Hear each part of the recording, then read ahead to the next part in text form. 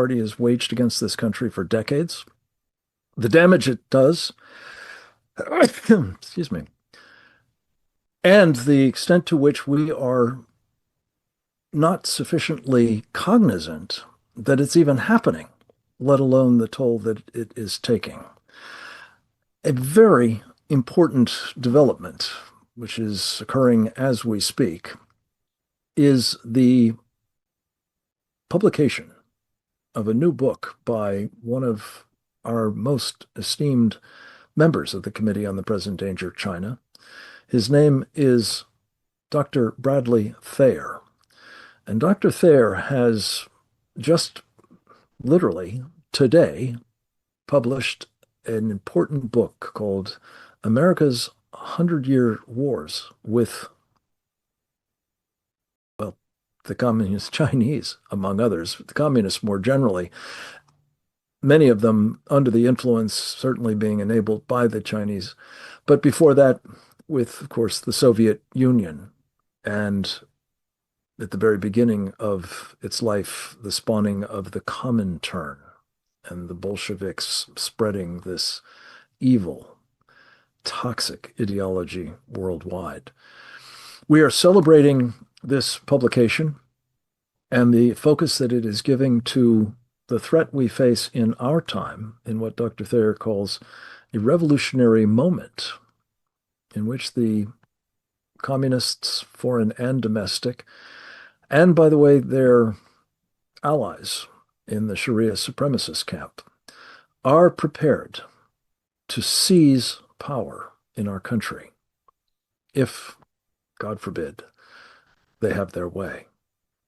We're going to hear from Dr. Thayer himself about the book, about its main purpose and points, as well as the call to action that is a very, very important component of it, especially in this revolutionary moment, as we will talk about in the course of the program, in the run-up, most especially, to the midterm elections of 2026. Dr. Thayer was kind enough to sit for an interview with me in our Securing America program on Real America's Voice, with the understanding that we would expropriate highlights of his comments there for the present purpose. Delighted to say, in addition to being a key member of our committee, Brad Thayer is a senior fellow of a wonderful organization, the American Freedom Alliance. As it happens, we will be hearing in the course of the program from its president, Dr. Karen Sigeman, another very important member of our committee, as well as supporter and admirer and podcast host with Brad Thayer, who will give us her insights into both the book and its author and the important message we'll take away from it, but that will come in a few minutes. Let's start with Brad Thayer and the video from our recording earlier today on Securing America. So, Brad, give us just the sort of short course on how it is that we could possibly have been at war with these guys for easily 100 years and still be so clueless about the threat that they represent and the fact that it's now within our own gates. Well, Frank, it's a great question. The reason, in essence, is because we've forgotten how we defeated communism in the past and how excellent the communists are at waging political warfare.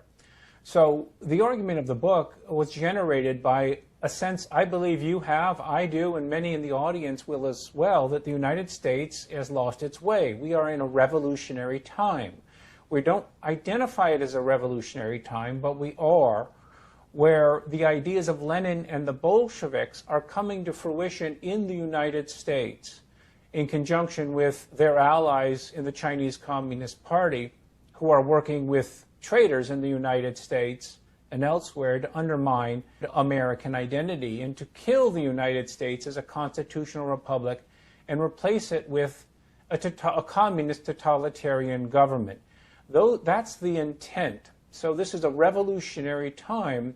And what the book does is really make three major arguments. First, it explains the genesis of the Bolshevik intent, how the Bolsheviks operate since 1917, very successfully, of course, at undermining governments in Europe, in the United States, of course, forming the Communist Party of the United States, as well as the Chinese Communist Party, and leading it and directing it. So it's very important to understand the nature of the threat and how they operate. Lenin identified three paths to the communist revolution. First, the coup d'etat, which he recognized was not going to work. It worked in Russia in 1917, but was not going to work elsewhere. Secondly, communism would be spread by the Red Army. That was attempted in 1920 most famously, but praise God, stopped outside of Warsaw by the Poles and a Franco-Polish force. Thirdly, Lenin identified the United Front. And the United Front was a way of doing whatever works to undermine a society from within, to unhinge it. That is, to bore from within, to undermine the present government while working to replace it with a communist government. And this is what we're seeing in the United States as well as more broadly in the West, where the communists successfully penetrated. They undermined the ideas industry, most importantly. The ideas industry, K through 12 education, our colleges, our universities, our media, our museums, for example. Look at the Smithsonian, Frank. If you have a chance to be, you'll be appalled at what the Smithsonian is saying about American history. NGOs, think tanks, where Americans get their ideas and where those ideas were sustained. Traditionally, those were strong supporters of American national identity, but the communists, again, bore from within and undermined them. The Democratic Party, Frank, really the jewel of the crown of what the communists were able to seize, as Earl Browder identified in the 40s, the way the communists were going to succeed was not through the Communist Party of the United States, but by seizing control of the Democratic Party. So we are in the final stage of their revolution, where they're using mass immigration to import new populations into the United States as a way of taking that final step, Frank. You know, of course, in your time in the Pentagon, the importance of mass. Numbers matter. And when you have not only the 20 million who've been imported under Biden, over 20 million, goodness knows how many actually, when they're importing, heaven forbid if they come back into power, 60 million, 80 million, the United States as a constitutional republic will be over. The second big argument is, what do we do about it? Well, what we do about it is restore American identity. American identity is rooted in, of course, our spirit, the spirit of 1776. We are Americans. We have a unique identity. We are a unique people founded by geniuses who created the best government that's existed. Secondly, we understand and need to appreciate and have a rebirth of political liberalism. The idea that we are individuals, we are not groups the way the communists see us, but we are individuals. And individuals have rights given by God. And those rights cannot be taken away by governments or any other actor. And the third component, of course, is from that, we emphasize liberty and freedom, the importance of the rule of law and free market. When we understand who we are, we have the best antidote to communism. The stronger our identity is, the weaker communism is. And the final element of that is, of course, Western civilization. Liberalism comes from Western thought, and Western civilization, of course, is so important. So, armed with our understanding of who we are, we need to take action. Every election from now on needs to be too big to rig. Frank, you know the shenanigans, the cheating the Democrats undergo in every election. In November 26, it has to be too big to rig, as well as in 2028 as well. The final element is really what we need to do, besides individuals taking action at a local level, getting involved as folks can in politics, participating as folks can. We need to, again, understand our identity and work assiduously and actively to counter communist propaganda. They're not at the point where they're able to fulfill the revolution, but we are on the cusp of that, Frank, and it's a very dangerous time, again, a revolutionary time in American history. It's a genius idea to have a midterm convention and to emphasize freedom, to emphasize the antidote to communism. At that, President Trump, of course, has been arguing for months now about the dangers of communism and why it will never succeed in the United States. You can be an American patriot or you can be a communist. You cannot be both, as he has stressed time and again, and not a moment too soon, again, because as we reference the advances that the communists have made, really, at this revolutionary time in American history.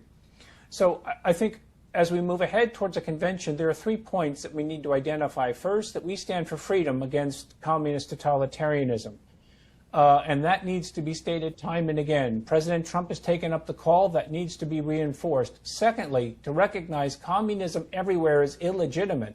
It is not a legitimate form of government, and we should have no truck with it. We should not have, for example, in the Chinese Communist Party, why do we have relations with the Chinese Communist Party? We should treat it as apartheid South Africa was treated.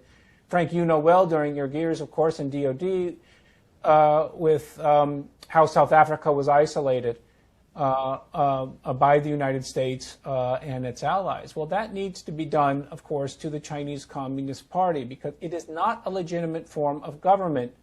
It is the product of Soviet imperialism. The Chinese Communist Party was created by the Comintern, by the Communist International at Lenin's direction. So it has nothing to do with China or Chinese history or the greatness of Han civilization. It, again, is a Soviet imperial product, and we should see it as a colonial government, a surviving remnant of colonialism in Beijing. When we see the Chinese Communist Party in that way, folks are going to will recognize, of course, that it is illegitimate, and we should have nothing to do with it. The third point, of course, is to continue the importance of understanding our identity as a people, as Americans, and what we believe as a people. This occasion that we'll have next month in Dallas is a time to rekindle American national identity, and as a part of that, to recognize that everything that we have will be lost if Americans do not take action, if they do not act locally, if they do not support, however imperfect, the Republican candidates, not only in 2026, but of course in 2028. Because, as you know, Frank, heaven forbid, if the communists were to come back into power, we know what they're going to do. 60 million, 80 million people imported, statehood for the District of Columbia, for Puerto Rico, and perhaps others. We know the Supreme Court is lost because they will expand it. The Senate filibuster is lost, and there will never be a free and fair election in the United States again. So they will have achieved their aims of destroying the United States as a constitutional republic. So this occasion allows us to address those 3 issues, I think, succinctly, obviously, to inspire Americans and to convey to Americans why they must be as concerned about the midterm elections, of course, as presidential elections. Dr. Thayer, thank you. And thank you for this incredible gift of your book, America's 100-Year Wars. It's unbelievably comprehensive and thought-provoking and timely and needed. And we look forward to comments on both the subject matter as well as the book from several of our presenters. But thank you again for your contribution to the program. We're going to turn next to a dear friend who has firsthand very hard experience with the communists. She is a refugee, in fact, from the place that they have done their most horrific damage, and that would be communist China. Her name is Xi Van Fleet. Xi is an author of a number of important books, including Made in America, which is about how Americans have enabled this threat from communist China, and more generally, as a result of what it does around the world to freedom-loving people everywhere, but with a special urgency to the takedown of the United States of America, against which they have not only declared an unrestricted war, they have also declared a people's war back in May of 2019. We're always delighted to have Xi with us. We only have her for a brief moment, so I wanted just to put a quick question to you, Xi. We're talking about a threat you have been warning about for years. Notably, you came to public attention by doing so in a place not far from here, the Loudoun County Public School Board, where you were warning about cultural Marxism in our curriculum.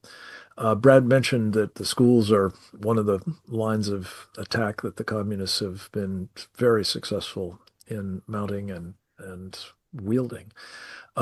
Could you just give us, in short, your reading of where we stand now? Do you agree with Dr. Thayer that we are in a revolutionary moment at the hands of, as we'll be discussing more, this red-green axis, but specifically this communist dimension of it? Oh, yes. I think in the just past few years, we are moving very fast to a real revolution. When I started talking, that was a few years ago, 2021. And the main focus for most people is cultural Marxism. They're trying to, push things like DEI, identity politics, and the race war. But very quickly, and that's alarming, actually, in the past few years, they bring back the economic Marxism. And then we hear people talking about, especially those self-claimed socialists. They're really talking about the revolution. They're talking about changing the system and take over the means of production. And a lot of American people heard that word and just went over their head. That is exactly the term for revolution. Take over the means of production, take over businesses. And that's what's going on in the New York. And a lot of people still have no idea that is communism. They are taking over not just the cultural institutions, which they already successfully did, but now they are talking about changing the system, fundamentally changing the system. And I think that now there's so much talk about the DSA and they are a threat to the Democratic Party.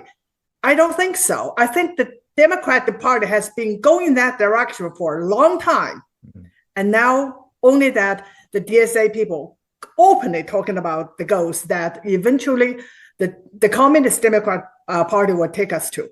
They're talking about this ban Senate, U.S. Senate, and they're talking about get rid of the presidency, and that sounds just absolutely. A lot of people just disregard it. That sounds crazy. It's not crazy. That is their goal. Their goal is destroy our entire system and replace by what I would think communist. But communism is something I think that I think a lot of people just say, oh, communism. Yesterday, I had a conversation with a Uber driver, and he's from Ethiopia. He said, I don't like communism. Communism is bad. But what's going on in New York City is not communism. Mondani is not a communist. He wants to use the government to do good stuff. And this is what people get lost. Yeah. Communism, in my experience, can summarize with one word: total control. And they started with promises. They always started with promises of a better world, promises of helping the poor, heal the sick, and all that Christian language. But once they get into power, it's control. And control, not just where you can live, whether you can drive a car, you can use gas, all that, but eventually it's control your mind. and that they have been so successful in taking over our educational institutions, control the mind of the young people, and then control your speech. And that's my experience. Total control. Every aspect of my life under Mao was controlled. And there's no choice. You have no personal choice. What you can do, cannot do, what you can have and not have, it's all determined by the party, by the state. And that's something that, yes, hundreds of millions of people died, but we don't have to go that far to educate the American people. It's your liberty that is at risk. Eventually, the total control will lead to death, mass death. But it always started with a beautiful promise. And once you give them power, you'll soon find that your liberty is gone and every aspect of your life is controlled. And I call that slavery. Communism is slavery. Amen. Xi, could I just press you on one piece of this? Because you are an exemplar of what I call a foreign-born American patriot. As a result, you have an appreciation for things that most Americans who've had the privilege of being born here and lived their lives here often don't. And that is not only the amazing aspects of a free nation and what it makes possible for individuals and the guarantees of freedom that are baked into our Constitution and Republic. But you also have an appreciation of how perishable freedom is, how at any moment, really, in a revolutionary moment in particular, it could be lost. Could you speak to both of those just briefly? Yes, and this is something that it took me a long time to really understand and appreciate. And when I came here 40 years ago, exactly 40 years ago, actually I came here in 1986. This is my anniversary, unbelievable, 40 years. I thought, congratulations. Like I think a lot of immigrants thought so, that freedom is a given. In America, it's freedom. We're free to do everything. But it took me quite a while to understand, even though our freedom, our liberty is from God. But now we see that God is being removed from our lives, from our institution, from our government, and from churches. That is the threat, that we have progressive churches now speaking the same language as Marxists. And that is the threat.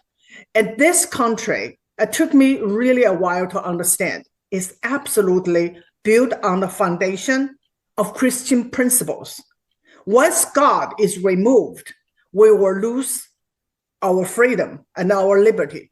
And just like Jefferson said, the God that gave us liberty, the God that gave us life also gave us liberty. I think that is something I really think a lot of people are not paying attention. And you can see that even the DSA members, they talk about their radical program as Christian because they want to give healthcare to everyone, including, illegals or whatever. But they are not doing it out of their own charity. No, they want the government to rob part of the population and give to the other. That is absolutely communism. So I think this is something. Something I think I start to really, really realize and understood. And I think this is something that Americans should give a lot of thought to and say where our liberty is from. Once you remove the source, you remove what we take for granted. Amen. I know we have to let you go. You have other appointments. Thank you so much for finding time and making such critically important points. I think particularly Thank you so much about slavery and what comes of it being without God. Thank you so much. Thank you. We're going to turn next to a woman I introduced briefly a moment ago, the president of the American Freedom Alliance, Karen Sigeman. no stranger to these programs. We're always delighted to have her with us, a member of our Committee on the Present Danger China, and truly one of those who's a catalyst for the thought leading that is essential to maintaining freedom in this revolutionary moment, especially. Dr. Sigeman, I know you've had a chance to actually read the book, which I have not yet. So perhaps you can comment a bit on its contents as well as its importance. Welcome. Absolutely. Thanks so much. And it's always an honor to be among you and doing this incredibly important work. And what the Committee on the Present Danger China does specifically is alert people to the danger that is China, that is the Chinese Communist Party. And Brad's book, of course, addresses this most specifically. I came up during the Cold War against the Soviet Union at a time when everybody on the entire planet understood that there was a war going on. It was, albeit a cold one, between communism and capitalism, and the world was divided into these two spheres of influence, but also two spheres that were ideologically at odds and at war with each other. We all knew it. And during that time, I worked in the defense industry and I had a top secret clearance. And the idea of working jointly on things with the Soviet Union or having any kind of collaboration or talking about them as anything other than the enemy was preposterous. Then we won the Cold War. We beat the Soviet Union. I'd like to think in part because of the work that I did in defense, helping find Soviet submarines and so on. And then we seemed to sort of relax and imagine that the enemy had been defeated. Well, the Soviet Union had been defeated, but communism had not. And Brad's book, and yes, I have it right here, it's just brilliant, makes the point that we may think we're not at war with communism, but communism is certainly at war with us and has been so for 100 years. He lays out the case, how this happened with the Soviet Union, with Leninism, how Leninism then became an outsider influence on China. The Chinese Communist Party now, as he noted, communism itself is illegitimate, but the Chinese Communist Party is also illegitimate. So he not only does he describe the ideology, but the extent to which the good people of China are living under conditions that are horrific and not of their choice. So they themselves are living under an illegitimate regime. It's so easy to forget. We forgot the lessons that we learned during the Cold War. We forgot how to be on a war footing. But I promise you, the Chinese have not. They have declared people's war on us. That we have been dealing with them seeing us as a foe. There's a notion of unrestricted warfare that and if you're listening to this, you're very familiar with this idea. It's any tactic up to and including kinetic war. When we think of war, we think of kinetic war. Any tactic up to and including that. And as Brad mentioned in his remarks, political warfare, and especially they've captured the ideas industry, which means not only are our kids ignorant, and we're many generations into this, ignorant of communism, and this is what got Xi involved in this in the first place. The extent to which our kids are not only ignorant, but they think communism is an entirely different thing from what it is, that it's harmless. And we're seeing the extent of this whitewashing of it when the Democrat Socialists of America, the DSA, is playing an ever more overt role in our elections. We're seeing this with Mamdani. We're seeing this in Los Angeles. We're seeing this across the country. It is an ideology that must have global dominance. It is a totalitarian ideology that must have global dominance. What's in the way of global dominance? We are. Everything that is our foundational beliefs is completely counter to what they require.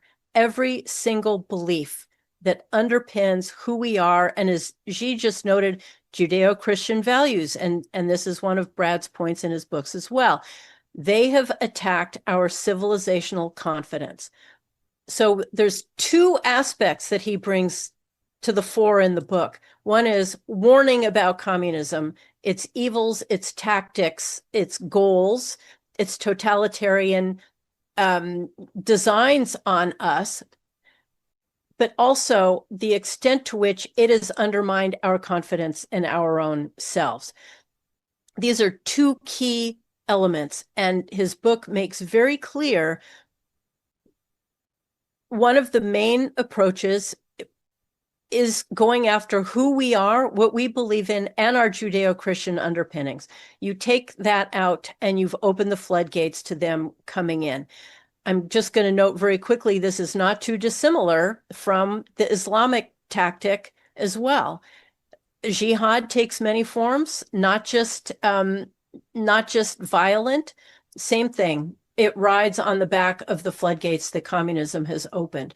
So his book it's a veritable tome of supreme importance because people are much too unaware. I just have to say, we are hosting Brad at an event on very fittingly Constitution Day, September 17th in Washington, D.C. You can find out more information about it. It is free of charge. Everyone will get a copy of the book. He will be speaking. We're very excited about it. Again, Washington, D.C., AmericanFreedomAlliance.org. It's part of the launch of his book.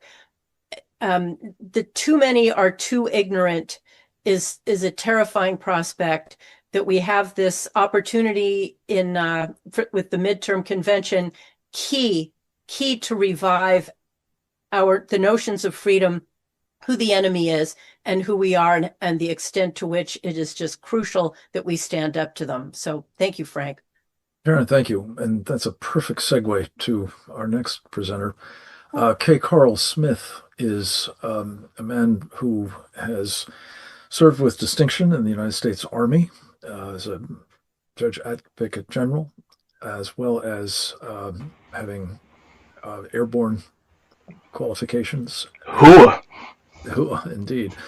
He has been working for decades now to call attention to both the important historical role and the inspiring contribution still to be made by one of the leaders of the abolitionist movement in the United States, Frederick Douglass, a man who was himself a slave at one point, became one of America's most influential proponents of freedom and opponents of slavery. And in that role, he was an instrumental figure in not only that movement, but also in the birth and the ultimate success of the Republican Party, which led the fight in the political realm to abolish slavery, albeit at an incredibly high cost. The election of President Lincoln as the Republican Party's first presidential nominee, and the Civil War that followed, with the loss of some 650,000 people, including Abraham Lincoln himself, and the ultimate beginning of what turned out to be yet another phase of the struggle to free those who had been oppressed by slavery in this country, the Civil Rights Movement. I think it's fair to say throughout all of this time, whether they were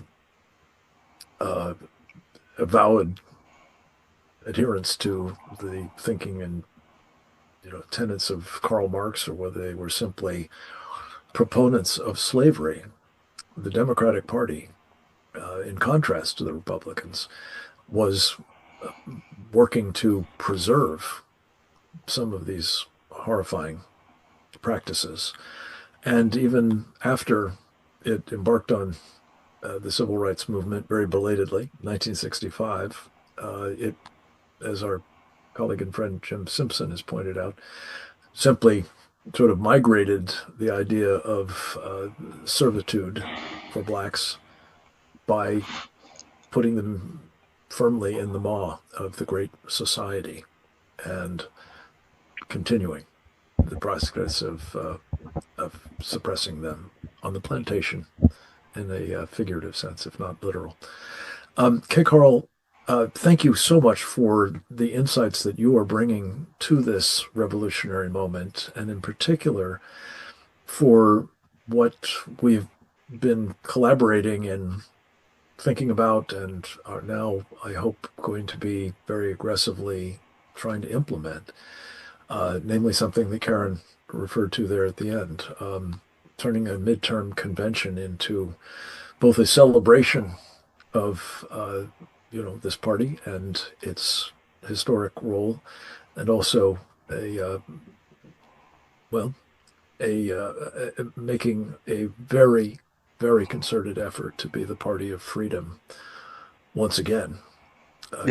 Once again, opposing those on the Democratic side who will be championing slavery. That's right. The communist form or the alternative jihadists with whom they're collaborating. So over to you, sir, and thank you so much for being with us. No, thank you for the opportunity to be here. And I wholeheartedly agree with everything the other guests had to say, because this is a pivotal moment in our country. Democrat socialists are gaining ground, it appears, but it's more than appearance. They are gaining ground, and we that live for liberty, stand for liberty, we got to come up with a strategy so we can restore our founding principles and win. And the only thing about what's happening in Dallas, I just wish Karen and you had the opportunity to speak there, because I don't know who's speaking in Dallas, but listening to you all speak and the lady earlier who had real life experiences under Mao, they need to hear this, because I'm concerned, because we have something that's happening in this country that I never thought happened in my lifetime, but it is here in front of us. And what the young lady who had the experience with Mao, she tied it together. She said Marxism, communism is just slavery. And that kind of tied into, Frank, when I just wrote my book, Douglas versus Marx, and kind of, if I could just give an introduction what that book is all about. Well, Frederick Douglass and Karl Marx were both born in the same year, 1818.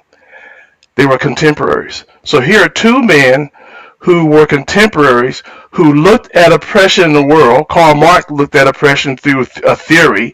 He wrote his philosophy sitting in coffee shops and libraries, because he never experienced oppression.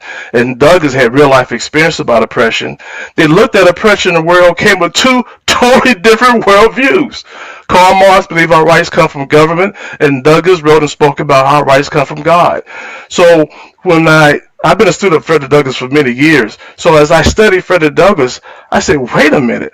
Frederick Douglass is the answer to save this nation, because Frederick Douglass wrote about his experience as a slave. In one of his speeches called The Nature of Slavery, he said the first aim of slavery is to get rid of God. Well, that's the first aim of Marxism, is also to get rid of God. So by Douglass writing about his experience as a slave, he in essence was arguing against Marxism before the word Marxism was invented. Because the techniques of oppression, as the young lady mentioned earlier, the techniques of oppression used by the plantation slave master are identical to the techniques of oppression used by a slave government we call Marxism, communism. So in this book, we basically put Douglass and Karl Marx in the same room, using source documents, and let them debate. So here's Frederick Douglass and Karl Marx in the same room, and they're debating all of the attacks of Marxism. They're debating free speech, the right to keep and bear arms, the role of government. Where do our rights come from? And that is the fundamental debate that's in the book, because if we don't understand that, get that right, all the other rights doesn't matter. So all the attacks of Marxism, Douglass actually wrote about when he talked about his experience as a slave. And the book is a powerful tool to really teach people, especially the next generation, that there's a difference between liberty and communism, and why liberty must be valued. So the book, it ends with a reflection, talking points, the moral of the story, discussion questions, and guided solutions to the questions. Let me give you an example how the book is already been beneficial. There's a young man here in Alabama, as a college student, named is KJ, and he had been reading my book, Douglas versus Marx, The Battle for America's Soul. And in his history class, this is last year, the professor stood up in history class and said that the Constitution is a racist document, and to prove that it is a racist document, they gave us a 3/5 clause saying that blacks are 3/5 of human being. I was taught that in college. I'm a graduate of historical black college. I was taught that in college and believed it for 35 years. Well, KJ had been reading the book Douglas versus Marx, and when the professor said that, KJ politely pushed back against the professor, brought up what Douglas said, because that's one of the debates in the book, brought up what Douglas said about the Constitution, calling it a glorious liberty document, and what Douglas said about the 3/5 clause when Doug was in Glasgow, Scotland. The bottom line is KJ won the argument with the professor, and he won the classroom because other students in the classroom wanted to know more about Frederick Douglass's liberty message. So that's the power of leveraging Frederick Douglass to fight Marxism. And the way I like to put it, since Douglass wrote a lot about liberty, that the liberty message of Frederick Douglass is the most effective liberty message to defeat Marxism. Douglassism is the answer to defeat Marxism. We just have to leverage it. And God put this book on my heart because America doesn't need another book. America needs a strategy. And that's what we put together, and to help teach young people and teach Americans about the importance of liberty and why it must be defended and fought for. And Douglas is the answer to do that. Amen. We look forward to both collaborating with you in the run-up to the events in Dallas, Carl, as well as hopefully making sure that these messages are heard by those. We got to get you a speaker to be there in Dallas. First things first. We got to get all of these topics on the agenda, and I pray that we'll be successful in doing so. But thank you for your contributions today. Our cleanup batter for today is George Racely, a man who knows intimately the various challenges to freedom that we are confronting from Marxists, yes, and from the Sharia supremacists as well. He has written about all of these topics extensively in his role as the managing editor of a marvelous online resource called Conservative HQ. It's an online newsletter of the great Richard Viguerie. He has also brought to his writings the wealth of experience of a senior congressional staff member, as well as a senior advisor to Vice President of the United States. Plus, on top of all of that, experience in some 300 campaigns from every level, and at I think, in various states as well as nationwide. George Racely, I thank you so much. You've responded to a last-minute call to participate in this. I'm glad you were able to hear what we have covered to date, and look forward to your closing comments. In particular, if I may importune you, to talk about the importance of this upcoming convention and the opportunity it presents to really imbue with the public, the voters, the electorate, a sense of the urgency of the times we're in, as well as what can be done about them by turning out and voting, among other things. Over to you, sir. Well, thank you for having me, Frank. I'm delighted to participate, and I'm particularly delighted to be exposed to Brad's book. I haven't had a chance to read it yet, but I definitely will, and we will definitely review it on CHQ. But to your question, this midterm convention, in my view, is absolutely crucial to identifying what's really at stake in this election and future elections. And, conservatives and Republicans never win unless we draw a sharp contrast between our liberty oriented agenda and the slavery-oriented agenda of our opponents. In this case, the Democratic Socialist Party of America, which is literally taking over the old Democratic Party right in front of our eyes. And I find it very interesting that a lot of establishment Democrats have been saying, "Oh, well, this is okay. These young new Democratic Socialists have a lot of enthusiasm, and we can channel that enthusiasm on behalf of our establishment Democrat candidates." Well, one of the things that Brad's book will make clear and will disabuse them of that notion is a reminder that when the Bolsheviks took over Russia and created the Soviet Union, the first to be executed were the Mensheviks, who were their socialist allies in the takeover. And so we really are at a point, and I don't think it's overdramatic to say that these next few elections are going to determine whether we defend liberty by ballots or by bullets. And the communists have evolved a doctrine which is targeted very, very narrowly and very, very intelligently at how our politics and how our culture and how our mentality works here. And that is that we're oriented towards immediate results. And so they, on the other hand, play the long game. And so the notion of the 100-year war, which is actually very accurate in terms of, for example, the relationship between the Soviet Union and the Communist Chinese Party, and now Red China. In the 1920s, the Soviets hosted a convention of the colonial peoples, and their goal was to build an alliance and to activate peoples who were allegedly oppressed under colonialism. The Chinese among those, also the Muslim people of the Middle East and North Africa.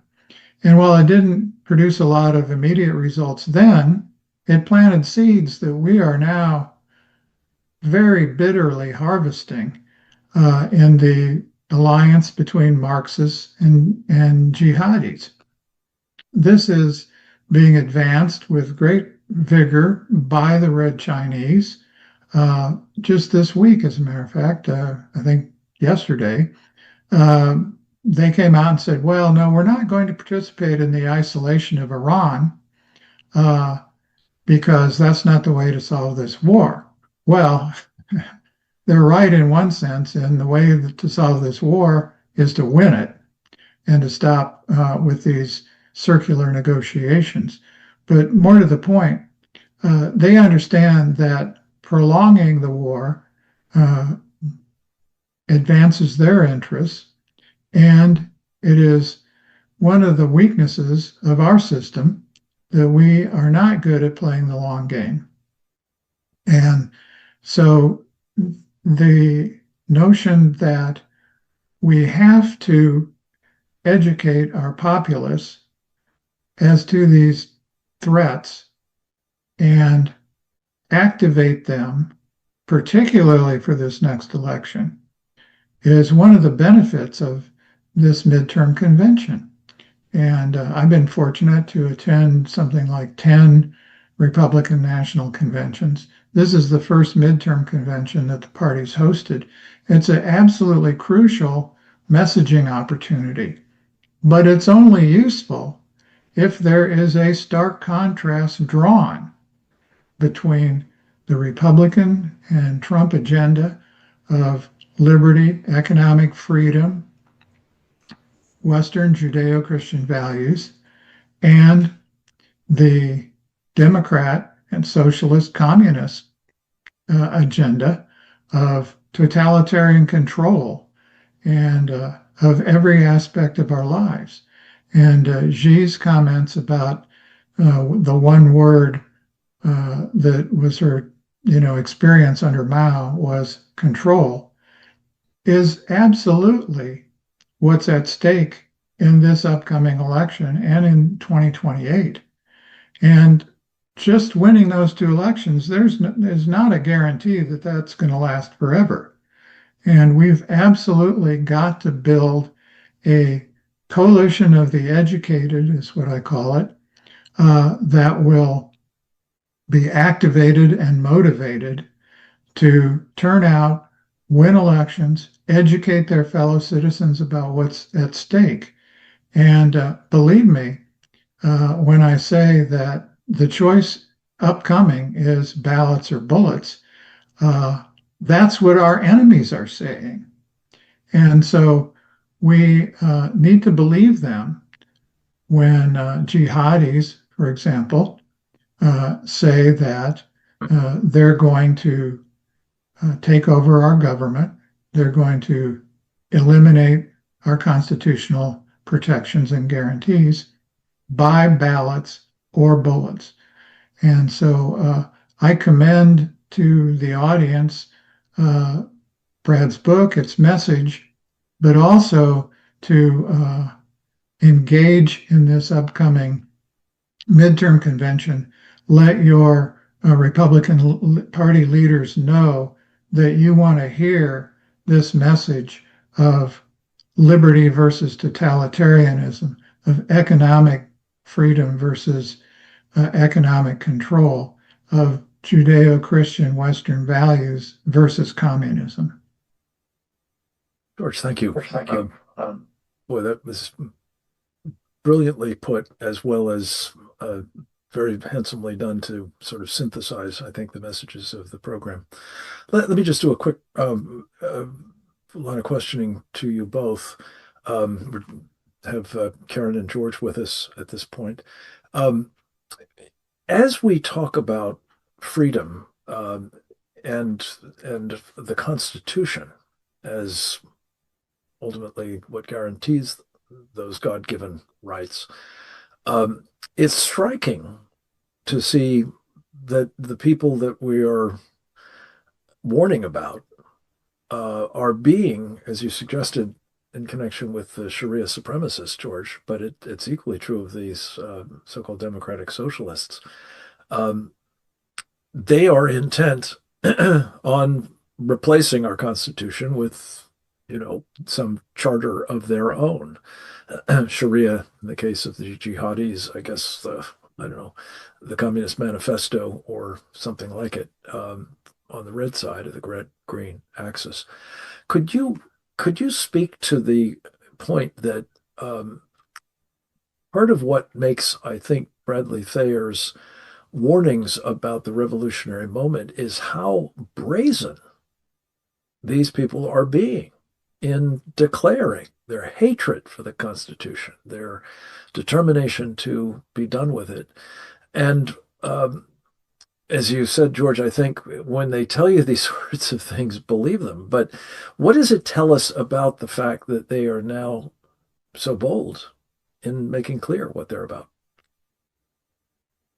George, shall we start with you?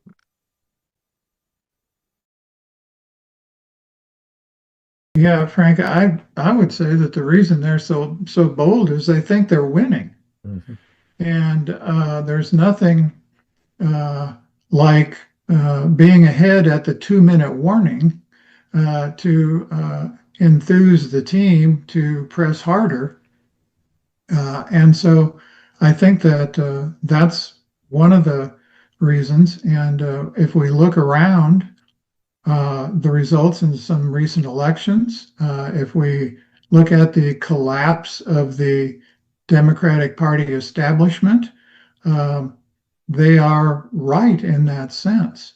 Now, the crucial thing is we've got the two-minute warning, and we also have a chance to get the ball back and run some very, very important plays at this midterm convention.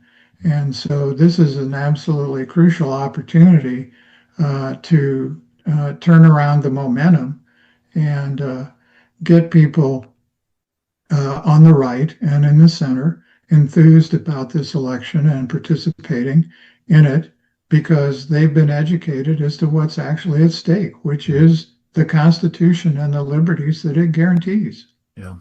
Karen, it's a perfect point to pass on to you. You have been doing heroic work, I think, with, among other things, a roadshow, but also programs in Los Angeles. And I've been privileged to participate in quite a number of them that are really, as is Brad Thayer with this new book, America's 100 Years of War,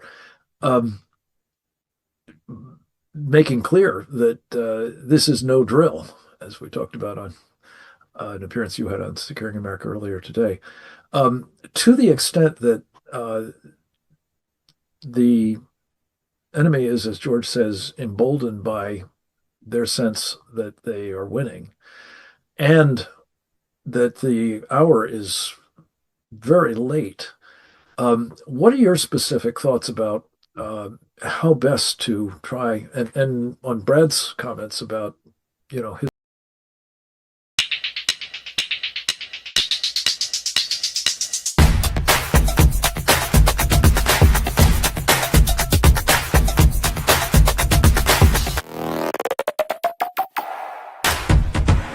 his calls to action as well? Yeah, it really is a pivotal moment. It feels existential. It is not a drill. It is a revolutionary moment. We do have the election coming up. And yes, the roadshow that we did, World War III, the early years, we started with one in 2023 and then did 5 of them across the country in swing states in 2024, that you were a key element of every one of those. The idea was to bring home the point to people. 2024 was before the presidential election, that it wasn't a drill then. It's serious business. One can lose one's country. Xi, again, her lived experience. My dad was born in Berlin in 1928 and watched what happened to his country.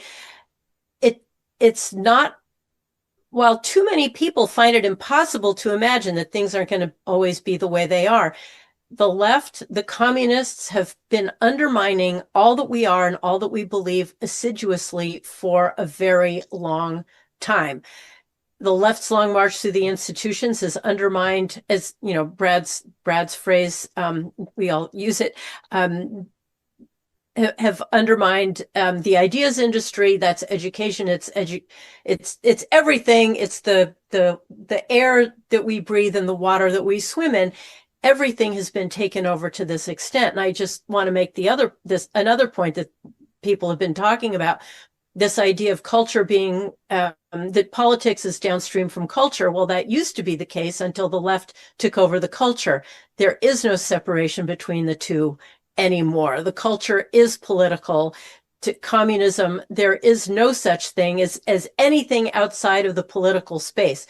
So wherever they fight, we also have to fight. Wherever they are has become a front in this war.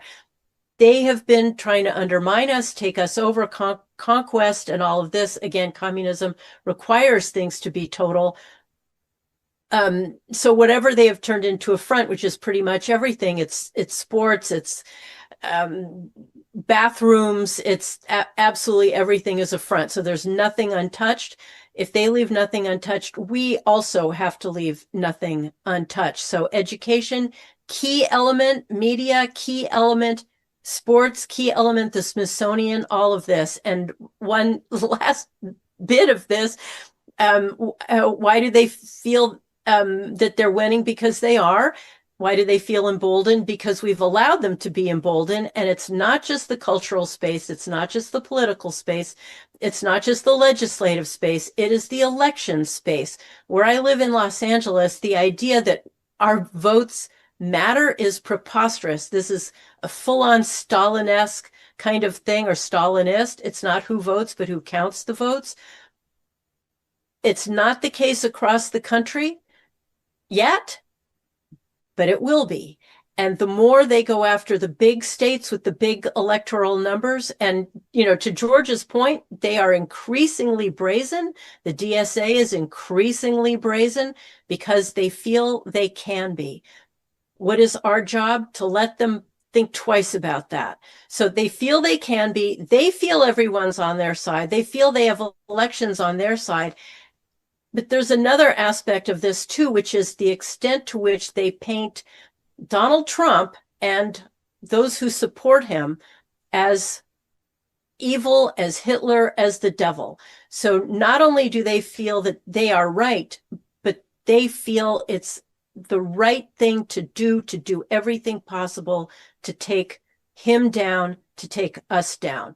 So it's a multifaceted, multi-fronted war on us. We did those events, World War III. We're going to revisit it in October. World War III, just an update, because the war continues. They are emboldened. I like to imagine we are starting to recognize, we patriots, those of us who love America, recognize the nature of the war. And Brad made the point, make it too big to rig. I think we've got to do that. But again, also the convention, we have to inspire. We have to embolden ourselves. We have to get our confidence back up. We need to rebuild the foundational walls, the load-bearing walls, without which we cannot survive. And that's on us. Amen. Listen, I can't think of a better way to close that really very illuminating conversation with each of you. You are among the best of our team, and I'm so proud to be able to present each of you to our audience often on a fairly regular basis, again, for which I'm very grateful. Let me simply say that Dr. Bradley Thayer, this book is a signal contribution to the fight. It is vital that it receive the kind of popular both attention and readership.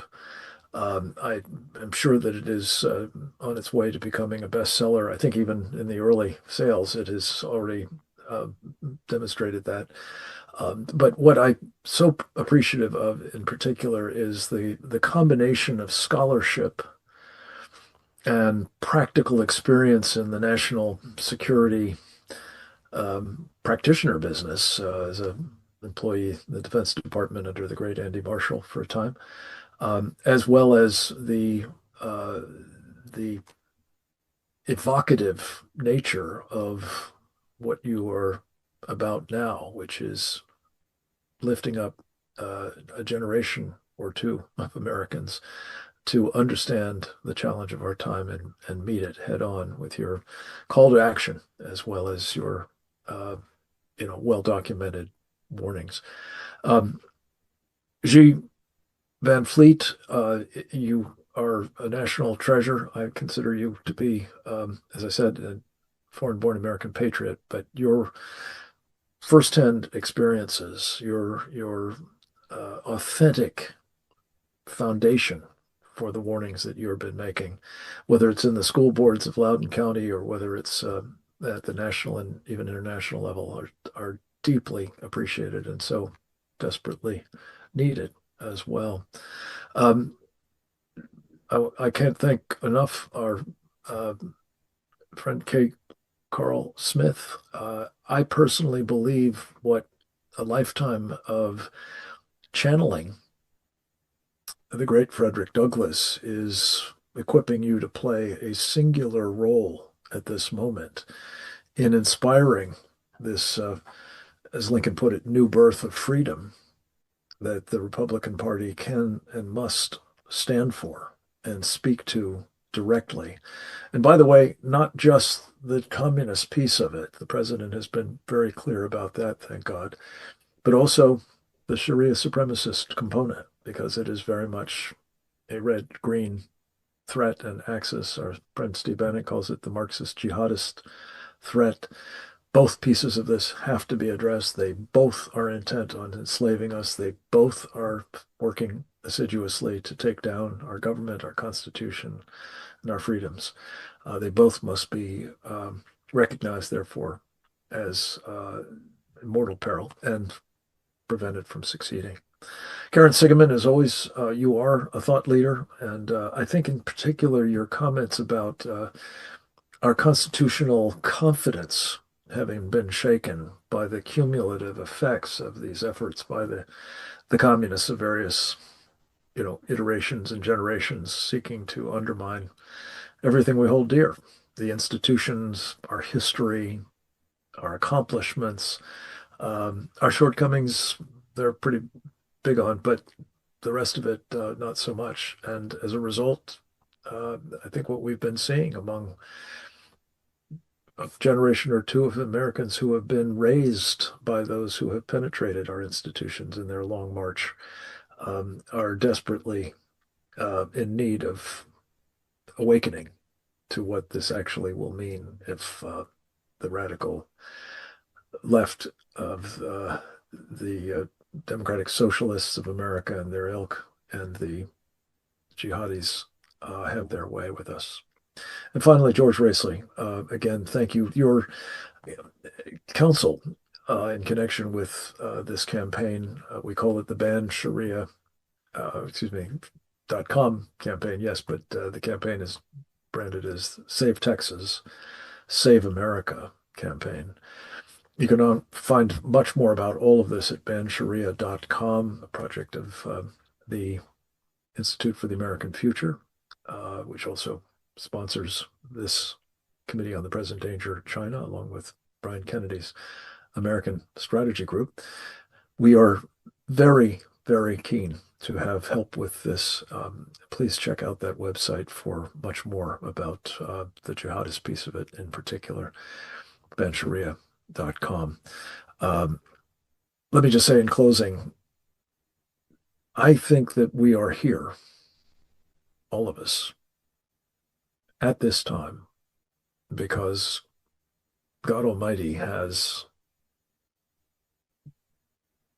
designed each of us to play a role in this historic moment, this revolutionary moment. I hope that this presentation and others that we've been making, and certainly the great work that Brad Thayer will be doing in the days to come in connection with briefing his book, selling it, will truly empower each of us to play that God-given role and do so with decisiveness so that we will be able to say to our children and our children's children what they are able to enjoy and pass on to their posterity was in part made possible by our willingness to fight for freedom. I commend it to all of you. I hope you will be part of it. I ask God to bless each of you, and God bless America. Over and out.